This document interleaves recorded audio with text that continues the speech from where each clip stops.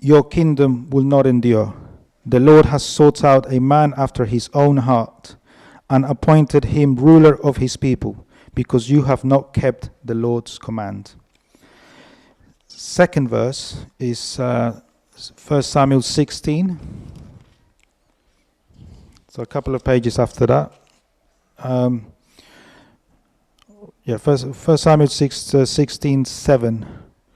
And that says, but the Lord said to Samuel, do not consider his appearance or his height, for I have rejected him. The Lord does not look at the things that people look at. People look at the outward appearance, but the Lord looks at the heart. And last but not least is Psalm 139.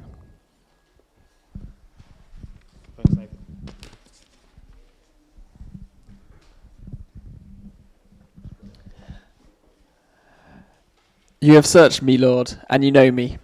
You know when I sit and when I rise. You perceive my thoughts from afar. You discern my going out and my lying down. You are familiar with all my ways. Before a word is on my tongue, you, Lord, know it completely. You hem me in behind and before, and you lay your hand upon me.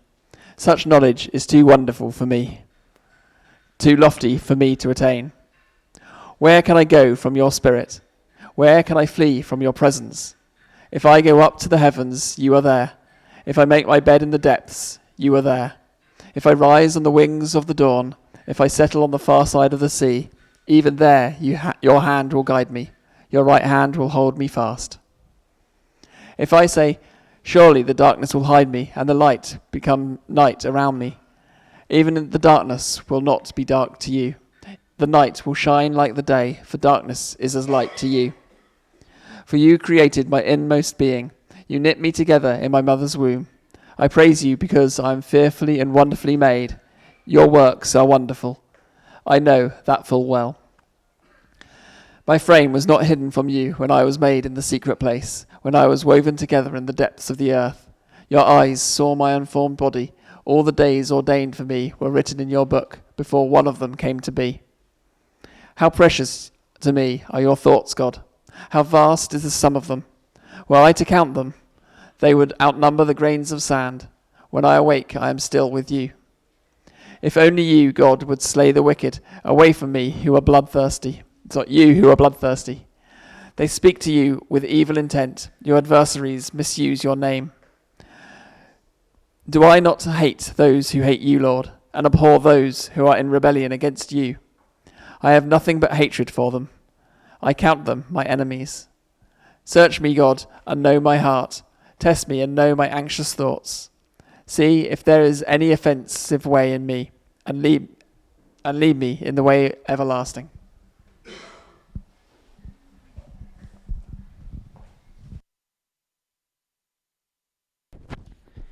Brilliant. Thank you. Thank you for reading that, Nathan. That's great. Lewis and I are having a competition today. Who can keep their white t-shirt the cleanest for the longest? So maybe at the end of our time together, you want to just put the two of us together and we can see who's managed to keep our white t-shirt clean. I'm normally really bad at doing that. I'm actually quite amazed that it's still looking as white as it is at the start of the service. I don't know about you, when I come to worship, when I'm just singing to the Lord, and it was just lovely. Thank you so much, Kate and Ruth, for just leading us in those songs. When I come to worship, I'm just trying to come to that place where I'm focused on Jesus, and where I feel like I'm in a place where I can just hear him. I can hear what he's saying to me.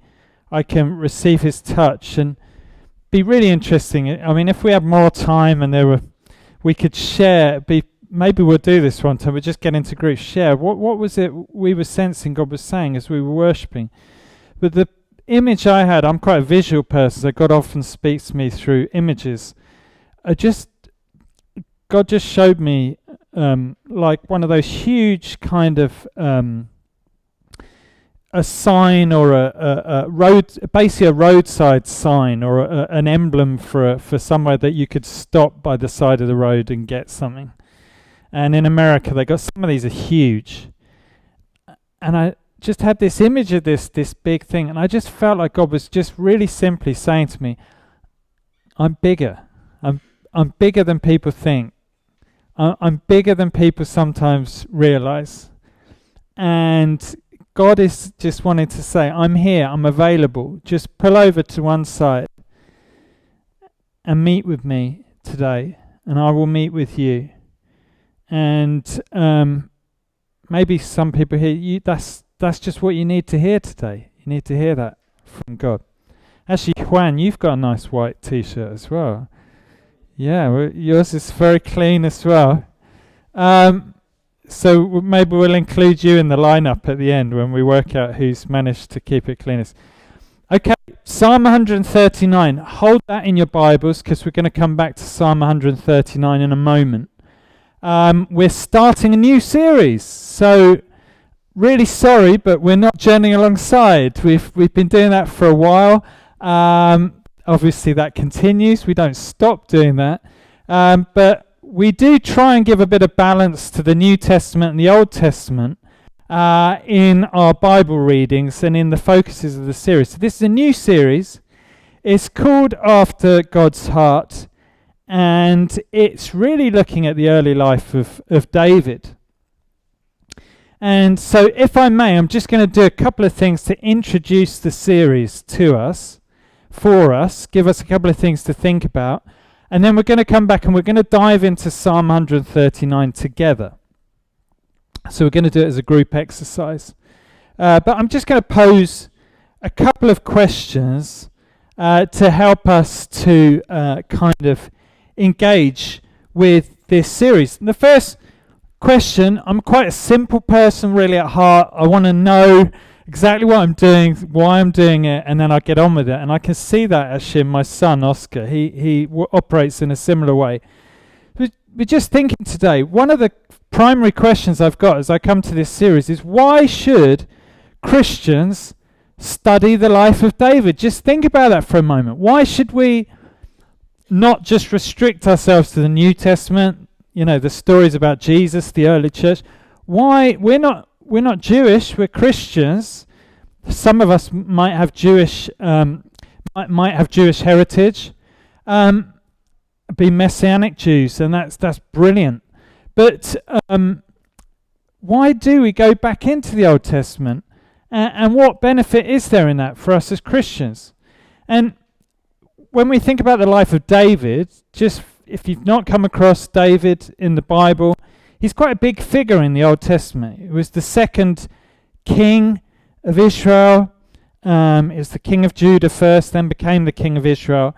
And we have these wonderful stories about his life that some of you will be familiar with from Sunday school. Even if you didn't have you weren't regular churchgoers, you will have heard the story of David and Goliath. I can count on it. A few things that I think are really significant, good reasons for us as Christians to think and to spend time think about the life of David. The first is that David becomes a type for Christ.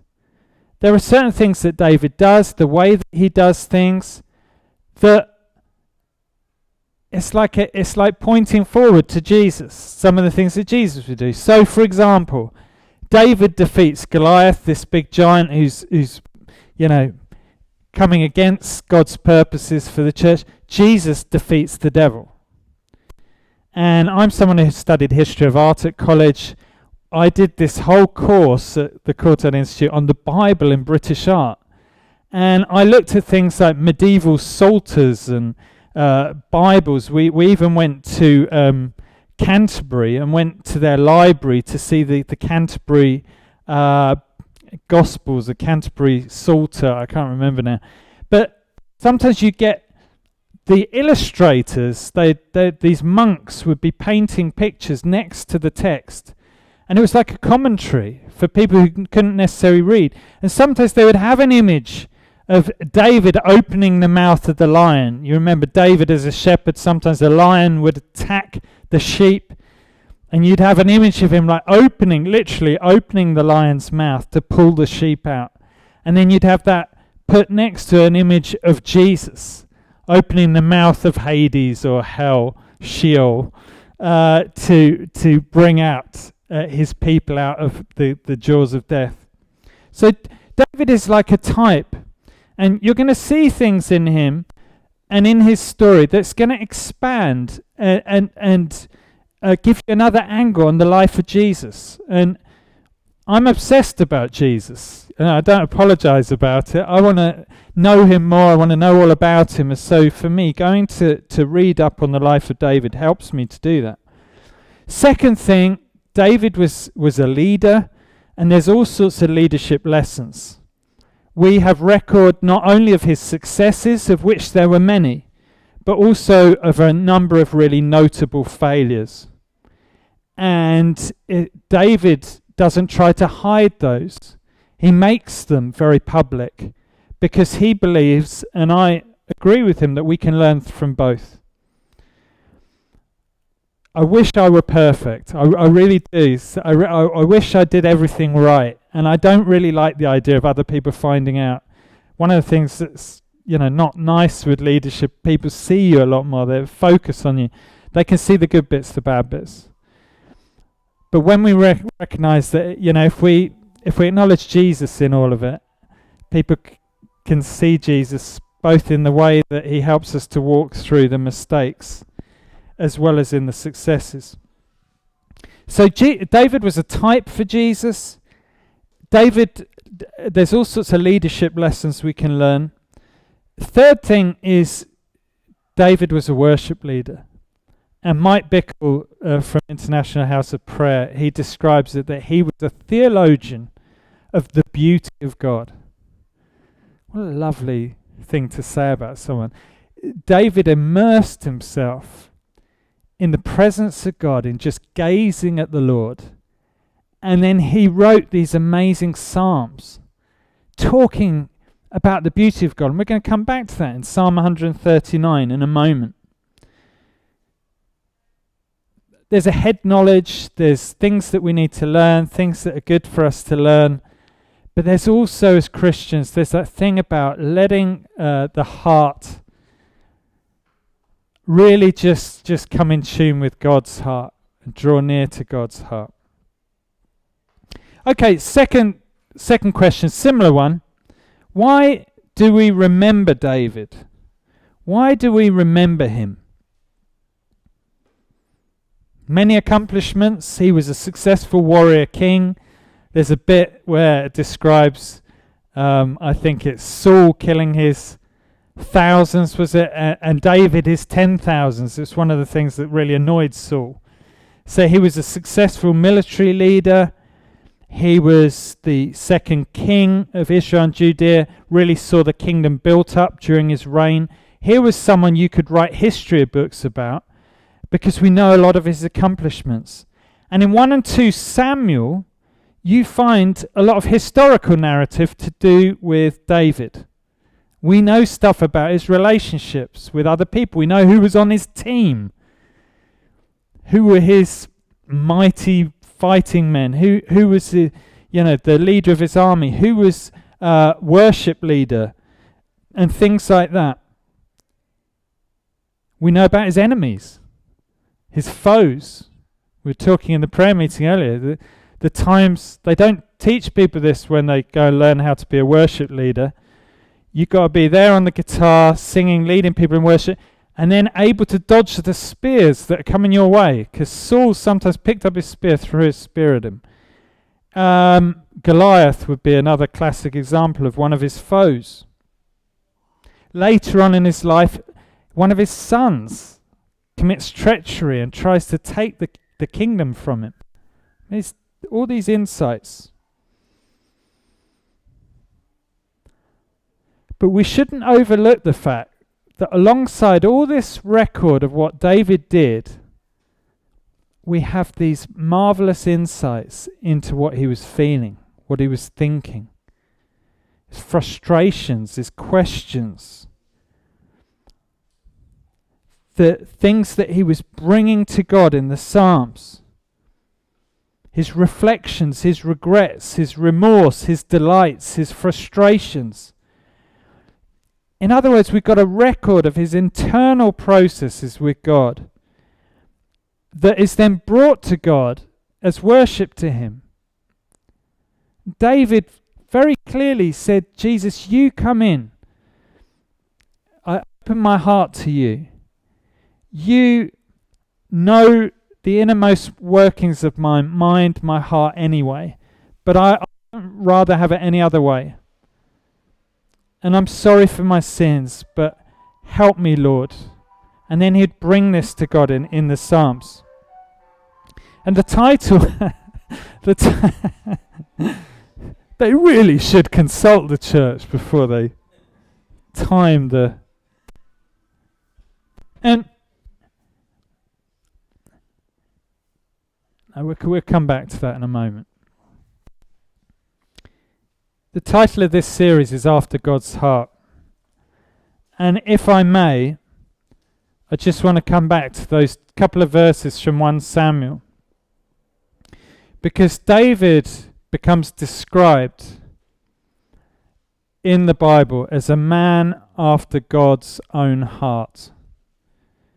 And I can't think of much higher praise, something I'd rather have God say to me, than that I've caught the heart of God and that my heart is after his heart.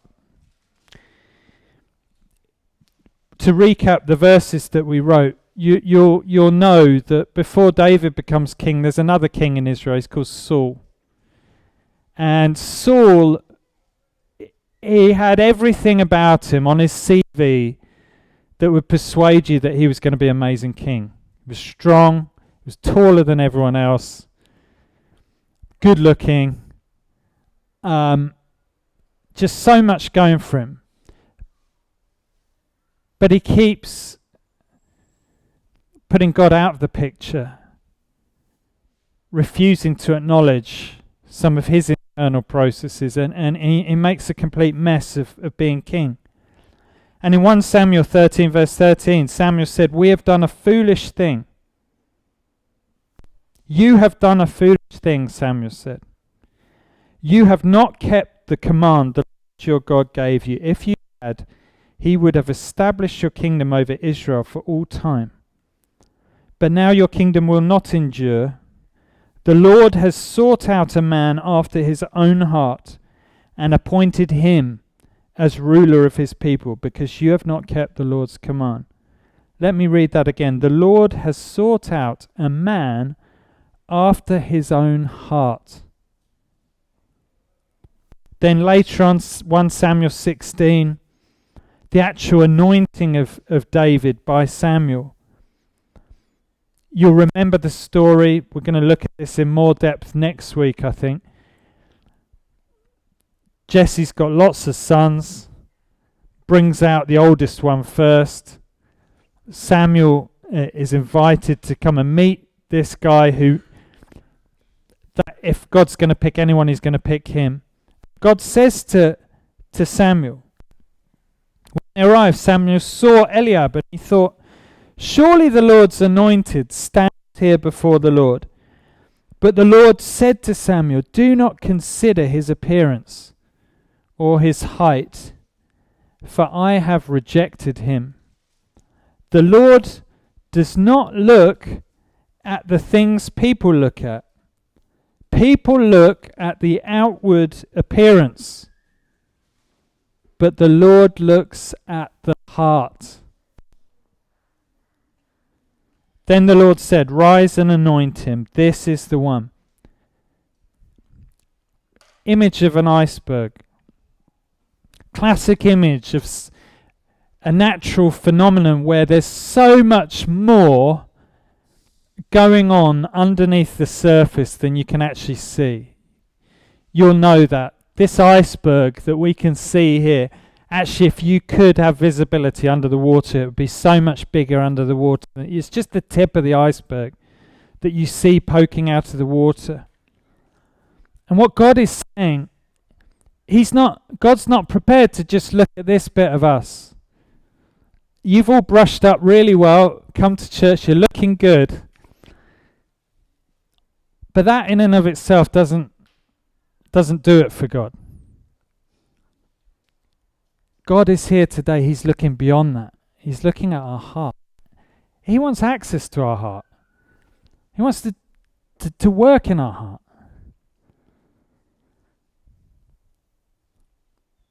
David realized that.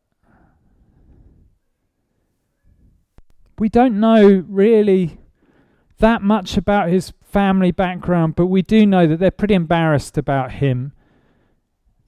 Jesse, his father, only really brings him out for Samuel when he's prompted to. Is there no one else? Well, there is this one other. He's out in the fields looking after the sheep.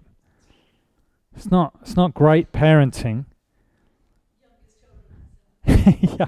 yeah, youngest children are like, yeah, it was ever thus.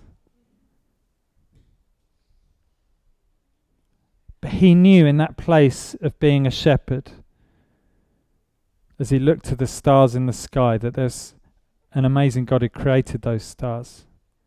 He knew that even if he was on his own with the sheep, the Lord was there with him.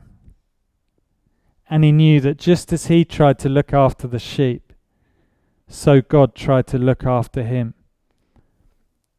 And we're going to go back and read Psalm 139 again in a moment.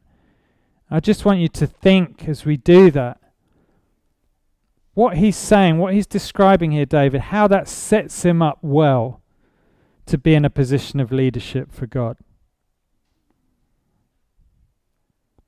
But not only that actually if David had kept quiet about what was going on in his heart, his inner frustrations, the journey that he was on with God, to come back to our last series, if he wasn't willing to share that, he even shares with people when he commits sin, commits adultery with Bathsheba, he writes a worship song and he tells the whole of Israel to sing this.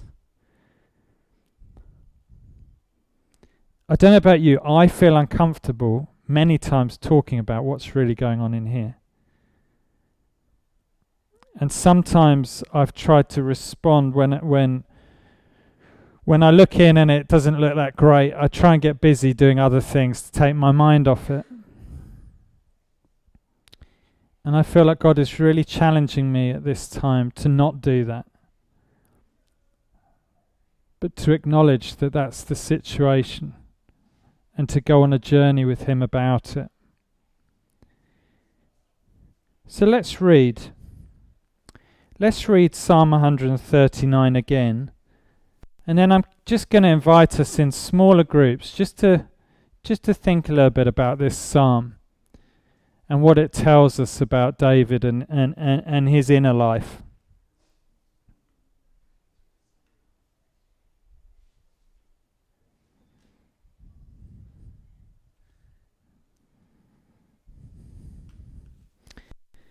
O Lord, you examine me and you know me. This is a slightly different translation from the earlier one, so you can just compare the two. I think this is from the Good News Bible. You know when I sit down and when I get up. Even from far away, you understand my motives. You carefully observe me when I travel or when I lie down to rest. You are aware of everything I do. Certainly my tongue does not frame a word without you, O Lord, being thoroughly aware of it. You squeeze me in from behind and front. You place your hand on me. Your knowledge is beyond my comprehension. It is so far beyond me, I'm unable to fathom it. Where can I go to escape your spirit? Where can I flee to escape your presence? If I were to ascend to heaven, you would be there. If I were to sprawl out in Sheol, there you would be. If I were to fly away on the wings of the dawn and settle down on the other side of the sea, even there your hand would guide me. Your right hand would grab hold of me. If I were to say, certainly, the darkness will cover me, and the light will turn to night all around me. Even the darkness is not too dark for you to see, and the night is as bright as day. Darkness and light are the same to you. Certainly, you made my mind and my heart. You wove me together in my mother's womb. I will give you thanks because your deeds are awesome and amazing. You knew me thoroughly. My bones were not hidden from you when I was made in secret and sewed together in the depths of the earth. Your eyes saw me when I was inside the womb. All the days ordained for me were recorded in your scroll before one of them came into existence. How difficult it is for me to fathom your thoughts about me, O God. How vast is their sum total. If I tried to count them, they would outnumber the grains of sand. Even if I finished counting them, I would still have to contend with you. If only you would kill the wicked, God. Get away from me, you violent men. They rebel against you and they act deceitfully. Your enemies lie. O Lord, do I not hate those who hate you? Despise those who oppose you? I absolutely hate them. They have become my enemies. Examine me, O God, and probe my thoughts. Test me and know my concerns. See if there is any idolatrous way in me, and lead me in the everlasting way. Just going to invite you to just spend a little time just sharing some thoughts and some reflections on this psalm with people who are sat around you. Put 3 questions on there. Don't worry if you don't get through all 3 of them. They're not particularly complex questions. I feel like they're fairly straightforward questions, but obviously the material goes deep.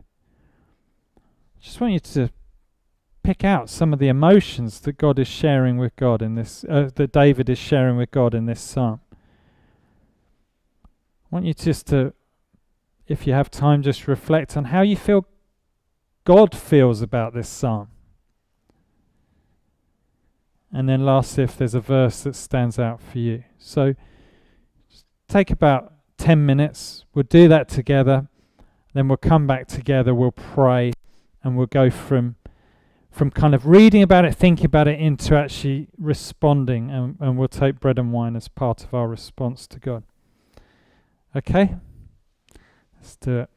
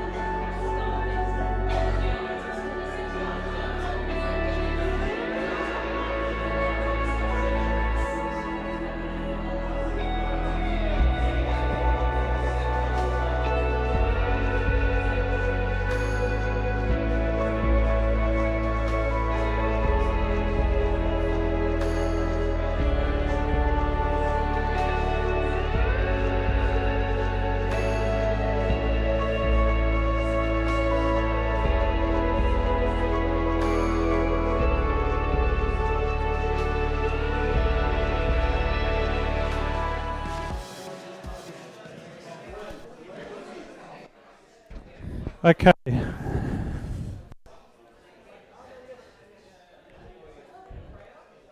Let's come back together.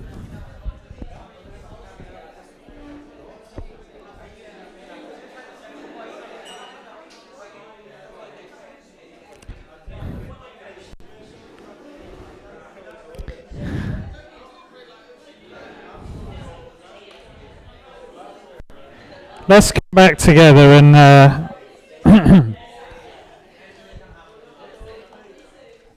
otherwise we'll run out of time. I'm just going to share one last story and then we're going to pray, and I'm going to invite the worship team to come back up. Going to sing and take bread and wine together. And as we take the bread and wine together today, I think we've got such a good opportunity today to say, Lord, as I take the bread, as I take the wine, I want you to work in my soul. I want you to work in my heart. I want to know you. I want to be inspired by David to know you more. And we're taking that step today, saying, I take a step towards you, knowing that the psalm is telling us God seeks us out. Even when we're trying to run away from him, he's still seeking us out.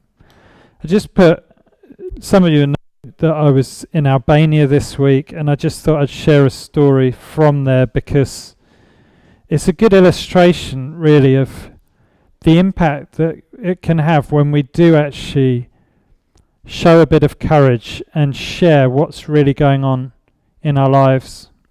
And we need wisdom. We don't do that with everyone all of the time in all the different places. But one of the things I was really struck by whilst I was in Albania this last week, I was visiting this project called Tekura. They got 2 bases, one in Tirana, one just half an hour journey from there on the coast in a place called Durrës. And the venue that they have in Durrës, one of the things that God was doing, he was working in the lives of some people who work in a factory just round the corner from where the centre is. And very hard work in this factory, very bad pay. But they gather some of these people together after they finish their shift and they have like a home group. One of the women was sharing. We had an exercise which I must admit Paulette felt more comfortable with than me, which was making a patchwork. And we had this needle and thread, and we had to make this bridge. You can see it on here. We had to sew a bridge onto a piece of fabric and do it in such a way to describe some of our own journey. And I've probably stood up earlier in the group and shared a couple of things, fairly safe things about myself, the journey I've been on, fairly general things. And then this woman, Gola, stands up. And firstly, her needlework is amazing. Yeah, I think this factory, they make garments. So she's sewn, and you can see there's a balloon and the word hope written on it. There's a heart, the word love sewn on it. And then she's sewn this hand, the hand of God. And then she's written under the bridge, fulfill your life with hope. And hope is in capital letters. Everything will be better. And she stands up voluntarily to tell why she's made this patchwork. And the story is that her little girl, who's there and has got an intravenous going in, and she's got a heart problem, her daughter, to the degree where her hands and her feet don't get warm enough because they're not getting enough blood circulated. And she just started crying, and she said, this has been my story. It's been really hard. This is my daughter. She's got this heart problem. But God has met with me, and the church here has met with me, and I've known hope. And I have hope for the future. And as she shared that, You get emotional hearing it. But it reassured the rest of us that actually if God can do it for this woman, he can do it for us. So I'm going to invite the worship group to come up. We're just going to sing a song and then we're going to take bread and wine. I just would